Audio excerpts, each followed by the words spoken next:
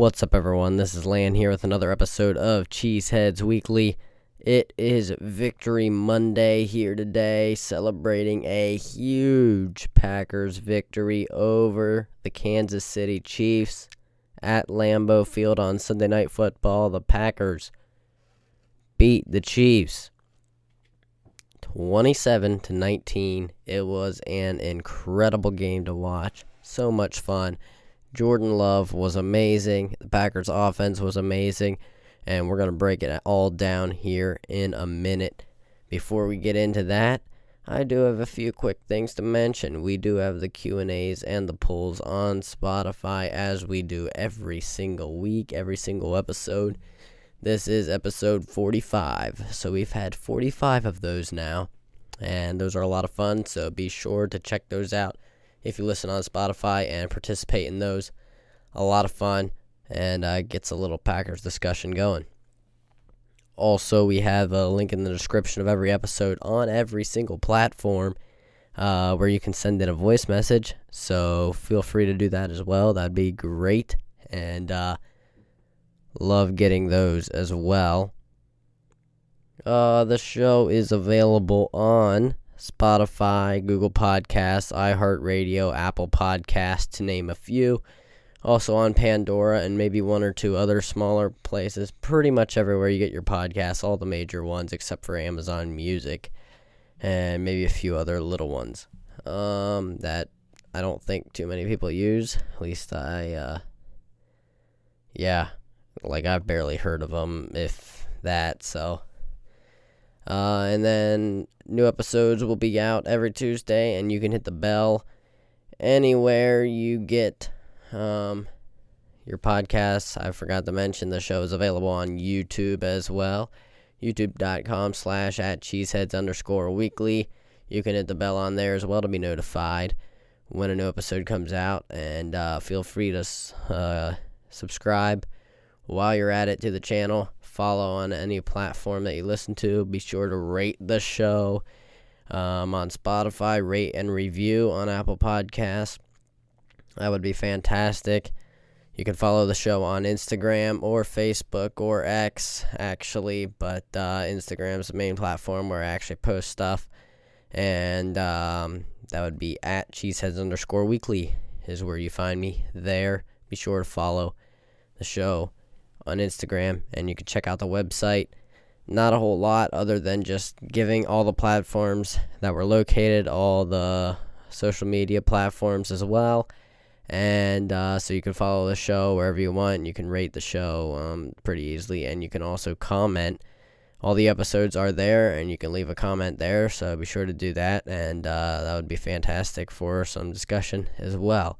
You can also comment on the episodes on YouTube as well, which isn't a bad idea to get some conversation started as well, so we can have discussion all the time. And if you send in lots of voice messages, lots of questions, maybe we'll be able to do a Q&A episode. But at this point, the show is not quite big enough for that.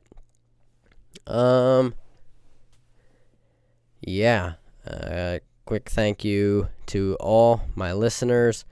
Spotify Wrapped came out, as well as a Spotify for Podcasters Wrapped, and I was really happy with the support. I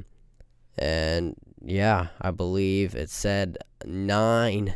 I have 9 people who Cheeseheads Weekly is the top podcast. So 9 of you make Cheeseheads Weekly a priority listen.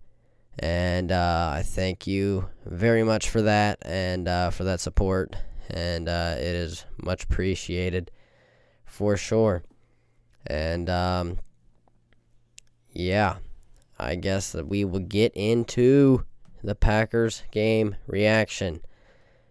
It was so much fun to watch. I got to watch the whole thing, primetime, Sunday Night Football, first matchup, first game at Lambeau Field for Patrick Mahomes, and this is kind of maybe what some people would call a revenge game for Jordan Love. His first start came against the Kansas City Chiefs and did not go well.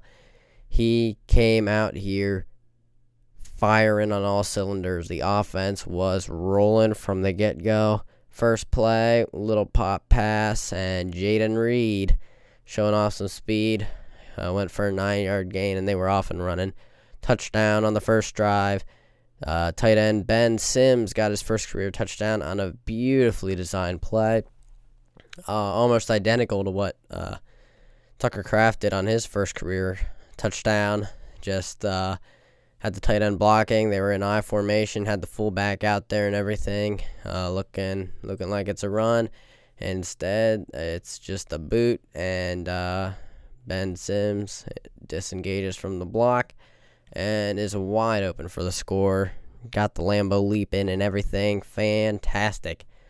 And I'm sure he was ecstatic to be able to make that play. Then the Packers were able to keep the Chiefs to a field goal.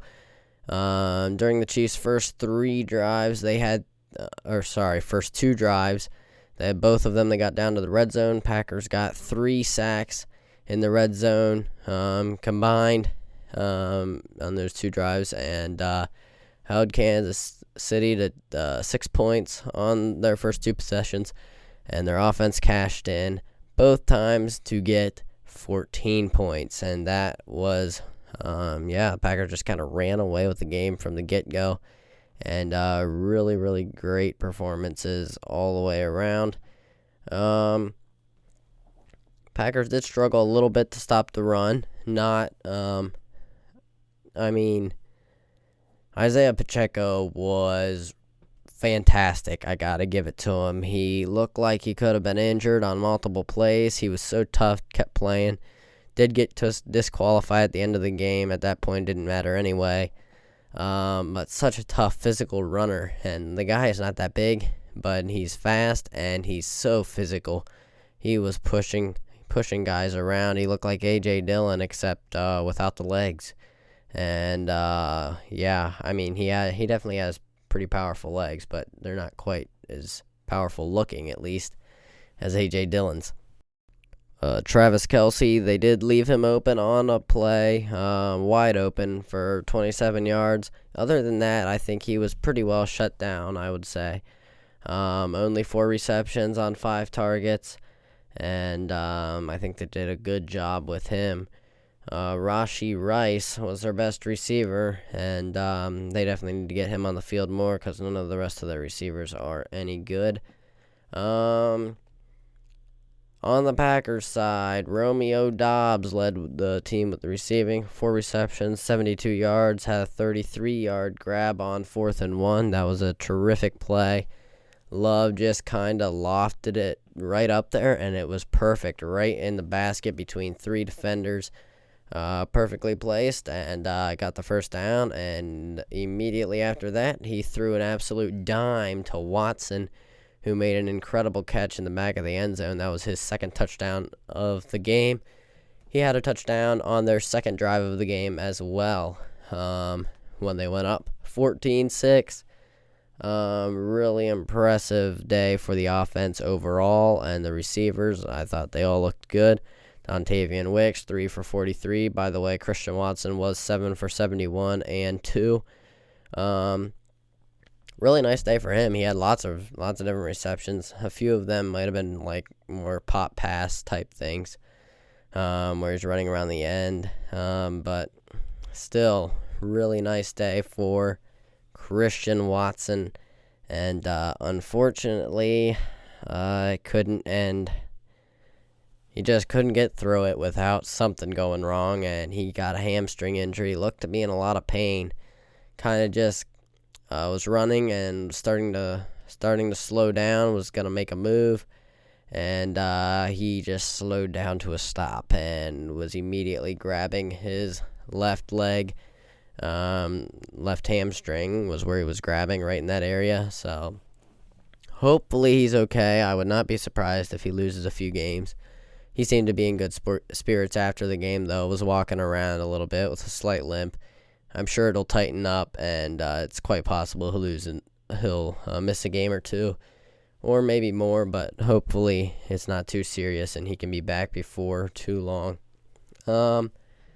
Jaden Reed made a few plays as well. Only 4 for 16, but pretty nice. Some pretty nice plays from him. Malik Heath had only 1 reception for 15 yards. Did have a drop, but that 1 reception, he juked a defender out of his shoes and put him on the ground. Nice run after the catch there by Malik Heath.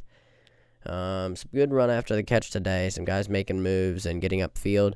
A.J. Dillon, we'll talk a little bit more about him later, but he made a really awesome reception. Only 1 for 14 also, but he got a ball at, about the 1 or 2 yard line, kind of just a check down, and defender right there in front of him, and I was like, oh, well, it looks like we're just going to pick up 2 yards here, expect AJ, kind of what we've seen from him before, is he'll just run forward, bull rush straight into the defender, and probably knock him over, but get knocked over himself in the process, and get himself an extra yard or so. But get tackled right there, or else, just stiff arm him as he goes out of bounds, something like that. But instead, A.J. Dillon, wow, looked light on his feet. He just dodged right around the guy, turned upfield, and got the first down and a little more, and turned into be a really nice play. And, of course, as he got tackled, he gave the guy, made sure the guy felt it then as well. So, A.J. Dillon, man, the guy can run, and whenever he does, he delivers the boom, and you don't want to be in his path. Had a few nice runs. His long was 10 yards, but averaged 4.1 yards, 18 carries, 73 yards. Nice day for A.J. Dillon. Patrick Taylor, right before halftime, was able to rip off a 24-yard run, which was fantastic to see. The team was very excited after that one, I'm sure. Everyone loves PT. And, that was his career longest run. So, very nice by Patrick Taylor. And he's just a good guy to have around, not extremely athletic, but can do a little bit of everything. And, really nice game. In the limited rule. I guess we may as well just... Well, actually, I forgot. I had a few stats to bring up here. The Packers, this was a really impressive win because, Love, he's dueling Patrick Mahomes. Not only did he outduel Patrick Mahomes, but the Packers looked like they were pretty much in control for most of the game, pretty much from the get-go. Packers, again, got the ball first, and they started off hot. And, 14 points scored in the first half is quite impressive to do that again this week, and they are really clicking on offense. So I will read to you, this Chiefs defense is no slouch by any means. They've been one of the league's best defenses, and in total defense, they are ranked number 4 overall in the NFL. As far as passing defense, they're ranked number 3 in the NFL, behind only the Browns and the Ravens. And then if we go to rushing defense, that's more their weak point. They're number 19 in the NFL rushing defense. Scoring defense, they're back up at number 3. Only 16.5 points allowed per game. Total touchdowns allowed is 21. Behind the 49ers and the Ravens only in that department. And the Packers were the one of 2 teams this season to score over 20 points against this Chiefs defense. The other team was the Philadelphia Eagles, who scored 21 points against this Chiefs defense. The Packers scored 27. They have scored the most points in a game against this Chiefs team, this great Chiefs defense. The Chiefs defense was a little bit shorthanded, had a few injuries in the game, but including a pretty bad-looking one. To, I believe, Brandon Cook was the name. You'll have to double-check that. Cook was the last name. Just from the jersey, but I had not heard of him before this game. By the way, Taylor Swift was there to watch the game, and I'd say the Packers gave her a good one. a good game there for her to see at Lambeau. Good first experience to see what Lambeau is all about. On to red zone defense. Back to talking about the defense. The Chiefs are not that great in the red zone. 21st ranked red zone defense. By the way, the Packers are number 8 as far as red zone defense. That is pretty good. So I like to see that. Packers really not that great of a defense, compared to the Chiefs' defense, but it was totally flipped in this game. At least overall, that tells you how good the Chiefs' defense really is, because Packers' defense hasn't looked terrible, but they're 18th, I believe, in total defense in the NFL, and these Chiefs, number 4 in total defense in the NFL, and that's a big difference, but it did not matter in this game. Packers offense just really clicking. Third down defense. Chiefs are number 13, so not great. And that is it. So overall, especially the pass defense is really good, and the Packers passed on them a lot. And they had a lot of success doing it as well. Great job by the Packers just to be able to beat this team and to do so well on offense. Jordan Love's box score, he had a 69.4 completion percentage, which is his second highest, higher than last game and the game before. Again, only the Rams game above this. His completion percentage continues to go up. He had a 118.6 passer rating, slightly less than last game versus the Lions. Other than that, it is only lower than week 1 versus the Bears. So his third best passer rating in this game of the season. Had 25 for 36, 267 yards with a 7.4 average and 3 touchdowns. Took 2 sacks, but that was not too big of a deal. And yeah, just a really great game from Jordan Love. Let's get into our players of the game, and I will give you a little bit of a story after that. The players of the game, starting off on offense, it's going to be Jordan Love again. I'm not sure. Is it his third straight week on here? Yeah. Another great game from Jordan Love. I'm not sure what all to say. He continues to look confident even more and more. I mean, I don't know how much he's gonna continue getting better, but I think he still has room to improve even. Some of these throws, I think his technique can be a little bit better, his footwork. That's always been kind of the knock on him, and I think he's really good. He made some really fantastic off-platform throws, but he's also really good when he's in rhythm, and I think he needs to stay in rhythm as much as possible. And I think some of the times where he was kind of throwing off platform, he didn't really always need to. He could have just sat down, drove the ball where it needed to be, and instead of making all the throws with just his arm. I mean, I have no complaints. He played amazing, but especially some of the throws downfield, I think he might have missed one way behind. Dobbs had him deep again. He did have pressure in his face, but I didn't think the pressure was right there at that moment. But he was just fading away and threw with all arm, was nowhere close. I think maybe if he tries to put the foot down and drive the ball, he has another really nice deep ball completion to Romeo Dobbs, which would have been fantastic. So he can clean some of that stuff a little bit more. He's going to be a fantastic quarterback in this league. He already is, and he's able to make those off-schedule plays under pressure. He's been fantastic under pressure and throwing off platform. So really good stuff from Love, and exciting to continue to watch him grow. I think he'll continue to get better in that area as far as technique and everything, and that should be fun to watch. He's got a great QB coach to help him out in Tom Clements, and I think they'll continue to work on that, especially next offseason and stuff. Number 2 is I just forgot. Oh, Christian Watson. How can you forget? Christian Watson was lighting it up today. Had a 19-yard completion, which was his longest.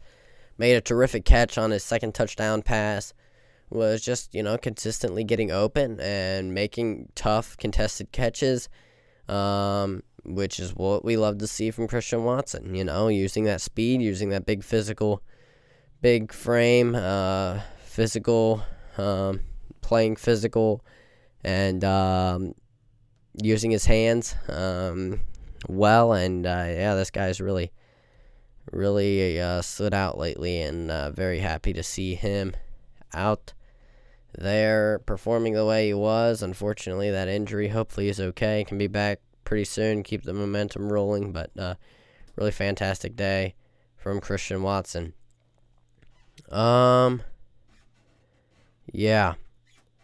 We have also here number 3 is running back A.J. Dillon. Nothing really spectacular again, but he was just really good. Solid pass blocking, which he has been lately. He's getting to be a really good all-around running back. I talked about that reception.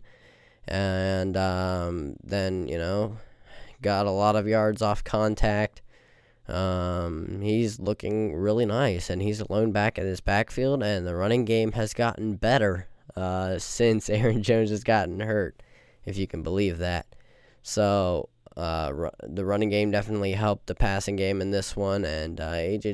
Dillon, nothing spectacular, but he's just able to get yards and get positive yards and move in the right direction, and really helps the offense.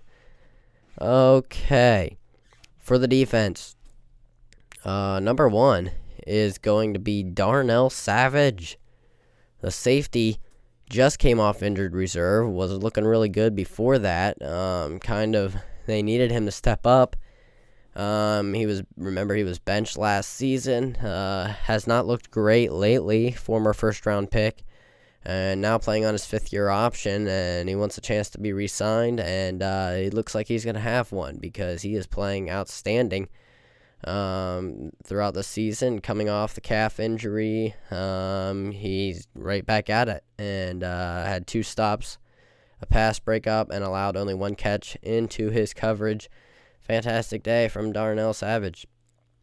Number 2, Keyshawn Nixon. He had basically the game-sealing interception. Not exactly, but big play when they needed it, and fantastic one it was. Pretty much just ran the route for the receiver and made a nice grab. Some cornerbacks would have dropped that one, but nope, he was able to make the grab. Very, very nice performance from Keyshawn Nixon. Otherwise, he did allow 4 catches, but was still pretty solid in coverage and also run support. And he's just a dog out there. Kenny Clark, another big dog, and he's a little bit of a bigger dog, that's for sure, than Keyshawn Nixon would be. But he had 6 more pressures. He's had 20 pressures in the last 3 games. Did have a sack and a hit, and just really good performance again from Kenny Clark. And he's just been really making his presence felt up front every single game. Doesn't always show up on the stat sheet, but Kenny Clark is just doing what Kenny Clark does, and just quietly being a really good player, anchor in the middle of this defense for the Packers. And that will be it for my players of the game. Quick story here. So I had a good weekend, good Sunday. Sunday afternoon, we went to my grandparents' place, hanging out with family. Kind of our Thanksgiving, because we all had Thanksgiving plans. Some of us did, at least, and so we kind of hung out, watched some football, and we're having a good time. And this guy showed up, their neighbor. He's a big-time football fan, sports fan, whatever. He's a Steelers fan, and also I think he's an Alabama fan. I think he said that's just because of Forrest Gump and the Run Forrest Run. Yeah, he said he saw that as a kid and really loved that, and I guess the rest is history. He became an Alabama fan. That's kind of besides the point, though. He stopped in, was giving us cookies, a really great sense of humor. Turns out he's actually related to us in a very remote way. He called. He said he was my fourth cousin 6 times removed. Now, I'm not sure that's even possible, but it gives you an idea for his sense of humor. Anyway, he came once, met us all, left, and then he decided to come back for some odd reason. And I came back in, just kind of hanging out, and all of a sudden, I was out in another room watching football, and he calls me over, and I'm like, man, what's he want here? And he's like, who's your favorite cousin? Favorite fourth cousin, 6 times removed. And I was like, what? He's like, yeah, that's me. And he's like, here you go. He pulls out this signed 2018 Hall of Fame Jerry Kramer jersey and hands it to me. And I was like, what? I was absolutely shocked. And he's just like, yeah.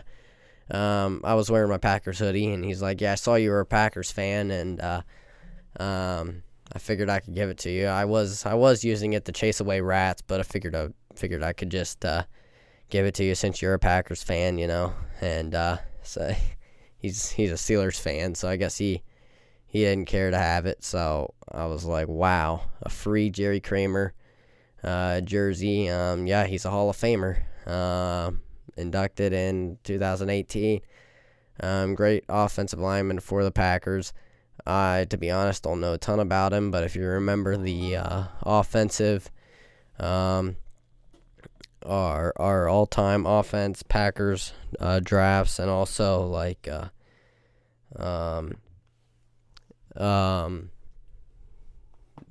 the defensive ones too, but with Troy and Robin. That we did that were a lot of fun, and Jerry Kramer was drafted on the offensive line because he is just a fantastic all-time Packers player. And so yeah, I am stoked. Thought I should tell you that little story right there.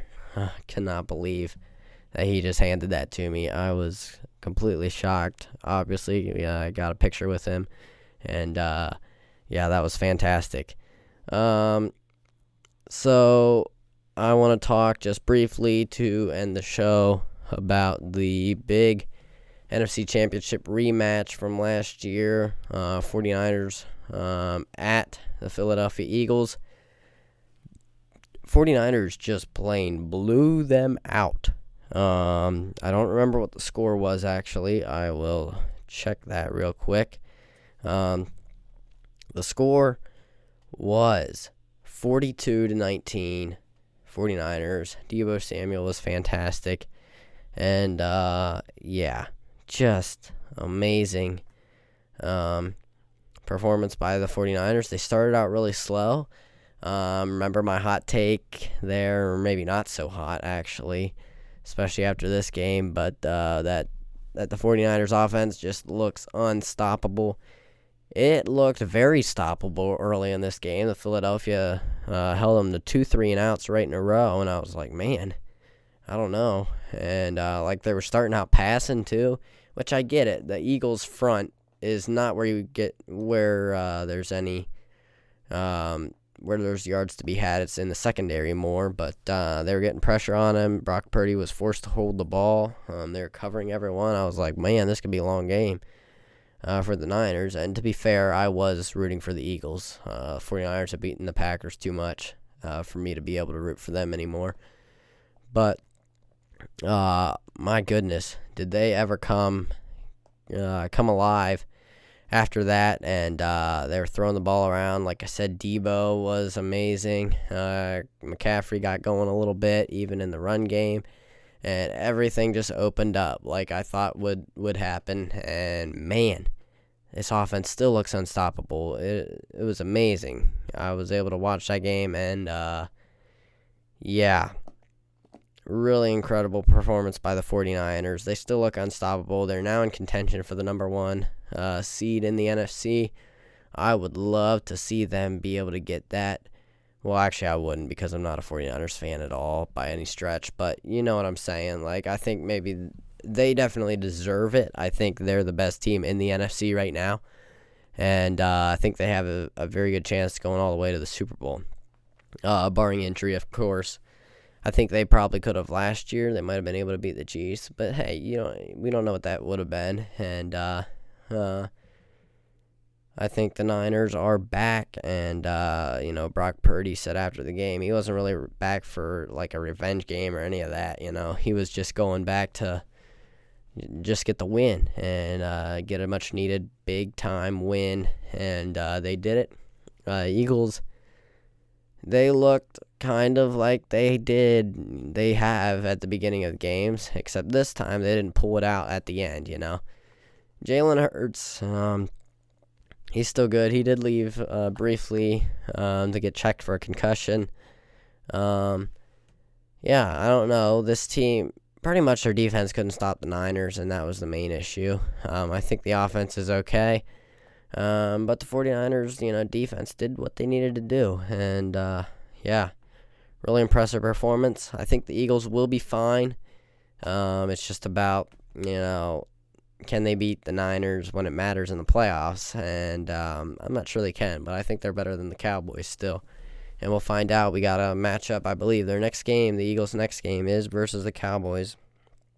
And now, if you remember, I did say last week that